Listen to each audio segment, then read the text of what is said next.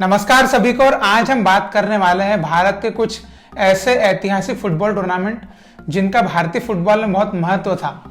मतलब हमारे पास जब आई लीग या नेशनल फुटबॉल लीग नहीं थी, उसके पहले ये टूर्नामेंट का बहुत बड़ा योगदान था भारतीय फुटबॉल को ऊपर रखने में। लेकिन आज वो टूर्नामेंट को कोई नहीं जानता, लगे तो नाम भी नहीं पता कई लोगों को तो। और वही कुछ फुटबॉल टूर्नामेंट है जो अभी भी चल रहे हैं, तो हम दोनों के बारे में बात करेंगे कि जो बंद हुए वो क्यों बंद हुए, ऐसे क्या कारण हो गए कि इतने महत्वपूर्ण टूर्नामेंट्स को बंद करना पड़ा।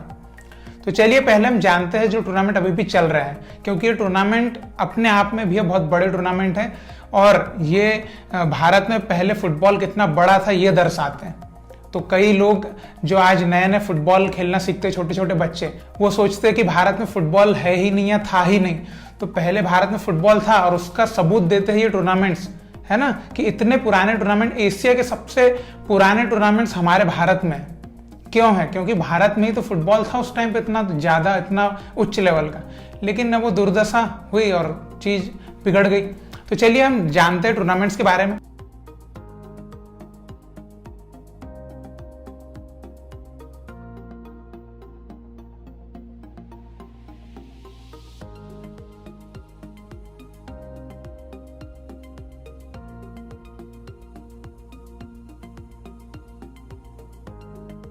तो सबसे पहले जो सबसे पुराना टूर्नामेंट है, एशिया का सबसे पुराना टूर्नामेंट, वो है डूरंड कप, जो कि 134 साल हो चुके हैं इस टूर्नामेंट को और ये अभी भी चल रहा है।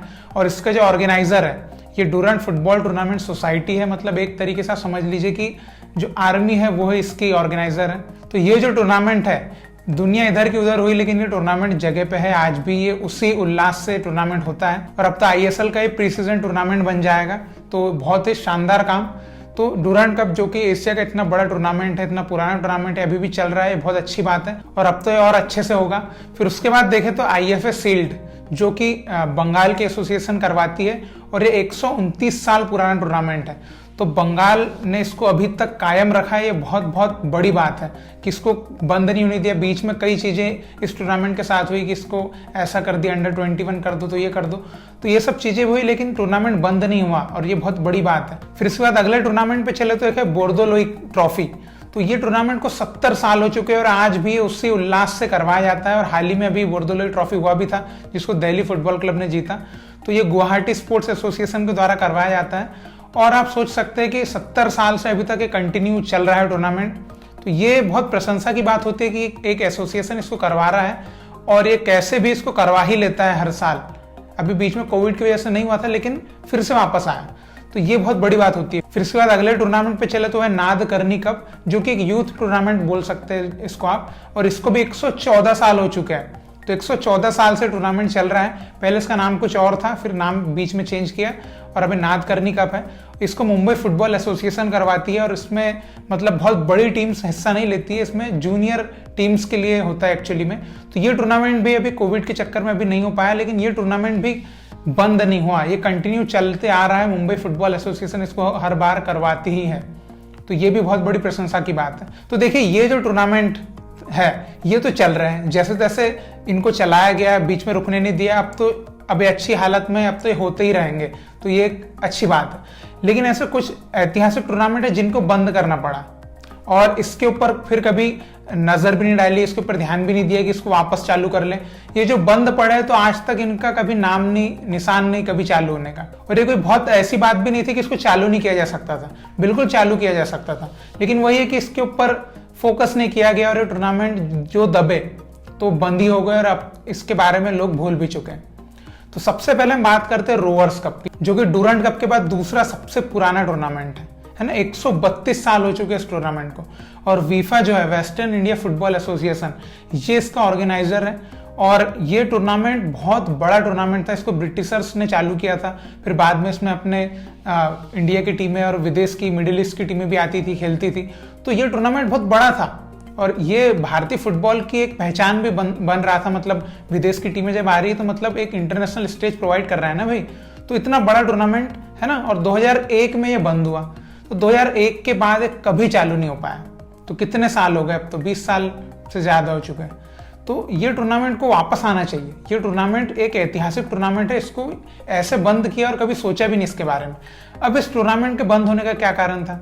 इस टूर्नामेंट के बंद होने का कारण था जो आई लीग आई, मतलब NFL जो चालू हुआ था, तो नेशनल फुटबॉल लीग की वजह से क्या हुआ, इस टूर्नामेंट की जो कॉस्टिंग वगैरह और इसके लिए स्पॉन्सर्स मिलना, इसमें थोड़ी दिक्कतें चालू हुई फीफा के लिए। तो वहां से फिर ये टूर्नामेंट का जो स्ट्रगल बना, तो 2001 तक तो जैसे तैसे किया उन्होंने, मतलब NFL के आने के बाद, लेकिन 2001 में फाइनली उन्होंने बंद ही कर दिया टूर्नामेंट।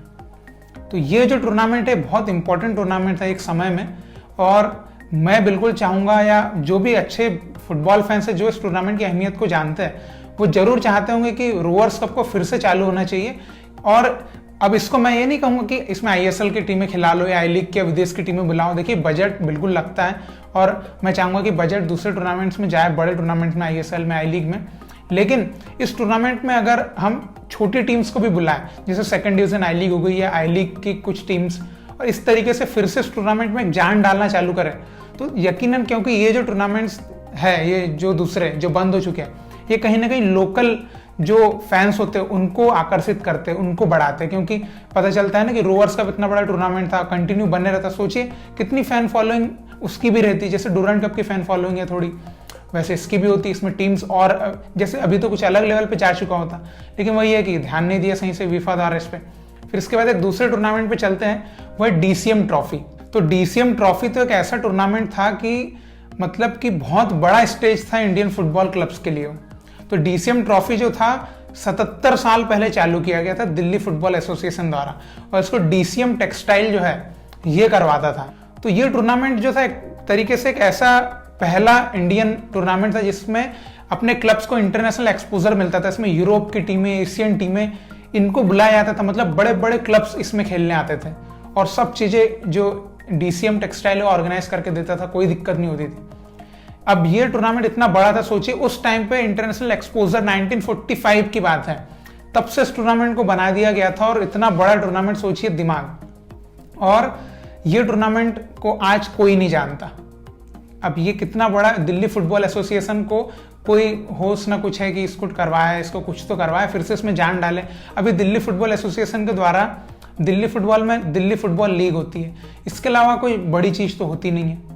तो ये टूर्नामेंट को वापस लाके कुछ तो एक नया कुछ सेट किया जा सकता है ना, जैसे कि अब दिल्ली फुटबॉल लीग खत्म हुई, उसके बीच में ये टूर्नामेंट करवाया जा सकता है, वहीं की टीम्स को भी लेके करवाएं, मतलब वापस इस टूर्नामेंट में थोड़ा बहुत धीरे धीरे इसको वापस चालू करें, तो कितनी अच्छी बात होगी। तो ये टूर्नामेंट अब बंद क्यों हुआ था? ये टूर्नामेंट बंद हो गया था जैसे ही NFL आया, उसके एक सीजन बाद बंद हो गया था। क्यों? क्योंकि फिक्सचर मैच नहीं कर रहे थे, और क्या बोलते, स्ट्रक्चर जो था फुटबॉल का क्लब्स के लिए, वो पॉलिसीज चेंज हो गई थी, तो ऐसी बहुत सारी चीजें हुई। तो DCM ट्रॉफी जो ऑर्गेनाइजर थे उन्होंने बंद कर दी। तो यही चीज है कि एक बंदा, वो अभी DCM टेक्सटाइल आज भी है, अगर वो करवाना चाहे तो आज भी करवा सकते, लेकिन वही है कि उस टाइम से अब वही कोई बोलेगा ना, कह रहे अब आप आ रहे हो हमारे पास वापस चालू करवाने के लिए, तो उस टाइम पे अगर इसके बारे में थोड़ा सा टेबल पे बैठ के बात की होती है, कुछ सेट किया होता है, इसके लिए नए रूल्स किए होते, क्योंकि ये टूर्नामेंट अब मानते कि NFL मेन लीग बन गया या दूसरे टूर्नामेंट भी थे, तो इसको एटलीस्ट कुछ अलग, जैसे डूरंड कप का भी बंद नहीं हुआ, कुछ ना कुछ करके उसको चलाया गया। तो ऐसी बोर्दोलोई ट्रॉफी, इसको भी चलाया जाता है किसी भी तरीके से, जैसे उस टाइम पे मोहन बागान से बड़े बड़े क्लब भी जाते थे, अभी उसमें जो junior I league, second division, ये टीम्स जाती है, लेकिन चालू तो है बोर्दोलोई ट्रॉफी। तो ऐसे कि DCM ट्रॉफी को कंटिन्यू नहीं किया जा सकता था? बिल्कुल किया जा सकता था, लेकिन वही है कि एक दिल में वो आग होना चाहिए कि हाँ कुछ ना कुछ तरीके से चलते रहना चाहिए। तो अब इस तरीके से जो रोवर्स कप और DCM ट्रॉफी, जो इंडिया के इतने बड़े टूर्नामेंट्स जिनकी एक अलग पहचान थी, वो आज एग्जिस्ट ही नहीं करते, लोग जानते तक नहीं है। जो बहुत पहले पुराने, जिनको थोड़ा हिस्ट्री पता होगी, वो जानते हैं, जो अभी 10 साल के प्लेयर्स या 12-13 साल के प्लेयर्स, उनको तो पता भी नहीं है कि कौन सा टूर्नामेंट है। तो ये कहीं ना कहीं भी बुरी बात है, क्योंकि एक ऐसे ऐतिहासिक टूर्नामेंट्स, इनको अगर वापस इनको धीरे धीरे चालू किया जाए, छोटे लेवल से, कम पैसे से, छोटा स्पॉन्सर लाइए, कम पैसा लगाइए, धीरे धीरे चालू तो कीजिए। ये टूर्नामेंट्स चालू करेंगे तो लोकल फैंस जो है वो इंक्रीज होंगे, तो मजा आएगा। तो बस मेरी तो ये इच्छा है कि टूर्नामेंट्स वापस चालू हो, भले इस साल नहीं, 1-2 साल बाद, 2-3 साल बाद, लेकिन एटलीस्ट सोचिए तो इसको चालू करने के बारे में। तो बाकी आप क्या सोचते हैं इन टूर्नामेंट्स के लिए, जो भी हमारे ऐतिहासिक टूर्नामेंट रहे भारतीय फुटबॉल के, इनके बारे में आपकी क्या राय है? जो बंद हो चुके हैं, क्या उनको चालू होना चाहिए? जो भी आप सोचते हैं बिल्कुल कमेंट में लिख के बताइए।